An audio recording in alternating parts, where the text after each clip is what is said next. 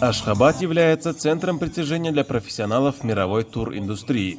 В здании торгово-промышленной палаты Туркменистана проходит международная выставка и форум Turkmen Travel 2026, ключевое событие года, призванное продемонстрировать богатейшее культурное наследие и современные возможности региона. Turkmen Travel выступает в роли глобальной площадки для диалога между государственным сектором, международными организациями и частным бизнесом.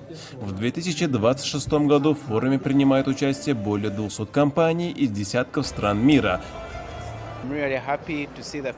Я очень рад приехать сюда, в Ашхабад, чтобы представить нашу выставку. Я очень рад видеть людей вокруг. Все они добрые и гостеприимные. Моя главная цель здесь – продвижение Уганды, жемчужины Африки. Я хочу показать, как Уганда одарена природой. Львы, мощнейшие водопады, гориллы, шимпанзе, природа, горы – все это у нас есть. Кроме того, в Уганде самая высокая популяция птиц в мире. Уганда прекрасна. Я приглашаю всех посетить нашу страну. Куба 5 Сафарис станет вашей принимающей компанией. Мы с нетерпением ждем возможности организовать для вас незабываемый отпуск. Большое спасибо.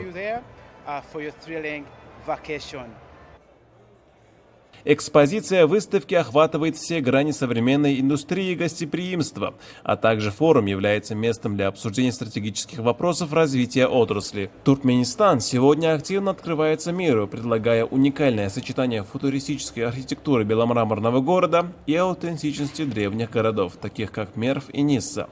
Выставка становится мощным катализатором для установления долгосрочных партнерских связей и укрепляет имидж страны как безопасного и гостеприимного направления. Событие проводится при официальной поддержке Министерства культуры Туркменистана, Торгово-промышленной палаты и Союза промышленников и предпринимателей совместно с компанией August Forum Expo.